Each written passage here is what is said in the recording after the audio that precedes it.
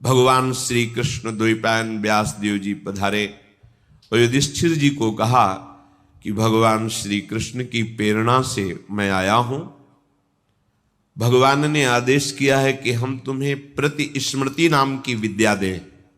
यह ऐसा मंत्र है, अगर इसका अनुष्ठान करोगे तो तुम जिस देवता को, जहां जिस लोक को चाहोगे बैठे बैठे देख लोगे। तुम्हारे अंदर दिव्य दृष्टि आ जाएगी और मन की गति के समान तुम वहां पहुंच जाओगे जहां संकल्प करोगे। और ये विद्या तुम अर्जुन को दीजिए।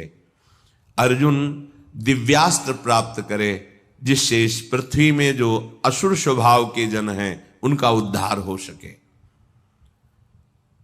भगवान व्यास देव जी के द्वारा दी हुई प्रतिस्मृति विद्या जब अर्जुन को प्रदान करी, अर्जुन समस्त ब्रह्म ऋषियों की वंदना करके देवराज इंद्र की प्रसन्नता से ही दिव्यास्त्र प्राप्त होंगे ऐसी भावना से इंद्रकील पर्वत पर पहुंचे। वहां एक वृद्ध ब्रह्म ऋषि रूप में देवराज इंद्र ही बैठे थे। उनका तिष्ठ तिष्ठ, रुक जाओ, आगे मत जाओ, आगे अस्त्र शस्त्र ले जाने लायक देश नहीं है, यहां सब दिव्य सिद्धों का देश है। तुम अपना ये धनुष फेंक दो, ताड़ू ये तूणीर फेंक दो और सावधान होकर आगे जाओ। उन्होंने कहा नहीं, ये गांडीव धनुष परम पूजनी परम पावन है, मैं इसे तो नहीं फेंक सकता हूं।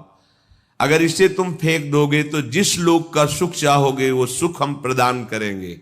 नहीं, मुझे कोई लोक का सुख नहीं चाहिए, मैं जिस हेतु से जा रहा हूं उसमें इस अस्त्र की आवश्यकता है।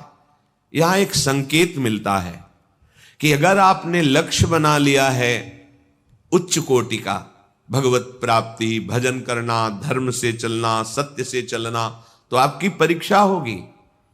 उस मार्ग से हटाने के लिए प्रलोभन आएगा। आपको उस प्रलोभन में अपनी निष्ठा को नहीं छोड़ना है। अगर छोड़ दिया तो गए। भय भी आ सकता है, भयानक भय आ सकता है, पर अगर आप अपनी निष्ठा पे रहे तो भय केवल दिखावा होगा, आपको दुख नहीं दे सकता।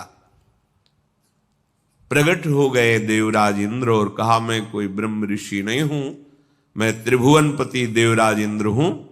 तुम अपनी निष्ठा में अचल रहे, क्या चाहते हो? तो कहा मैं आपके द्वारा दिव्यास्त्र चाहता हूं। वो तो तभी प्राप्त हो सकते हैं जब देवाधिदेव भगवान शंकर का दिव्य अस्त्र तुम्हें प्राप्त हो, उनका साक्षात्कार हो, फिर हम समस्त लोकपाल अपने अपने दिव्यास्त्र आपको दे देंगे। अर्जुन ऐसा सुन ही रहे थे कि देवराज अंतर्धान हो गए। अब विचार किया कि मुझे प्रथम महादेव जी की आराधना करनी चाहिए। तपस्या के लिए दृढ़ निश्चय करके बड़ी उतावली के साथ चले और एक भयंकर कंटकाकीर्ण वन में पहुंचे, जहां समीप में सुंदर नदी प्रवाहित हो रही थी। हिमालय का शिखर है, पवित्र शीतल वायु चल रही है। उस स्थान के दर्शन करके मन में निश्चय हुआ कि यहीं भगवान शंकर की आराधना करेंगे।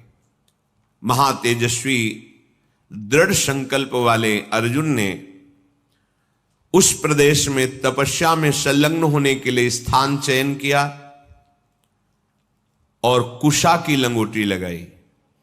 कुशा बहुत दुखद होता है, छू जाए तो त्वचा को चीर दे। लंगोटी लगाई और एक दंड समीप में रख लिया और अपने गांडीव धनुष और तूणीर को वृक्ष की डाल पे से टांग दिया और हाथ जोड़कर भगवान शंकर की स्तुति करके निरंतर भजन में लग गए।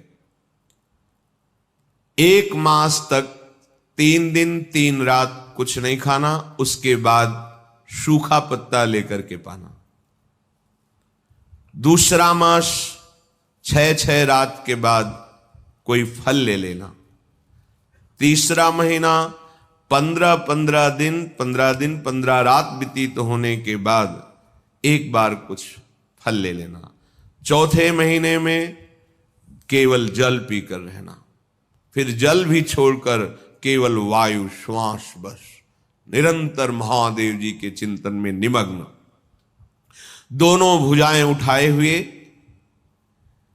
कोई सहारा नहीं, पैर के अंगूठे के अग्रभाग पर खड़े होकर के भगवान शिव के मंत्र का जप करते हुए आकाश की तरफ दृष्टि रखे हुए एकाग्र चित्त से उपासना कर रहे हैं।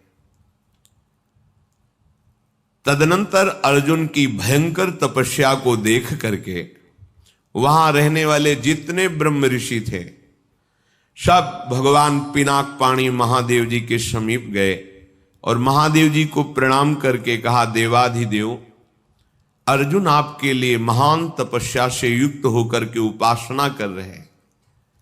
हिमालय के पृष्ठभाग में स्थित होकर ऐसी उग्र तपस्या कर रहे हैं कि यदि आपने उनको सांत्वना न दी जो वो चाहते हैं तो दिशाओं में आग पैदा हो जाएगी उनके तप से।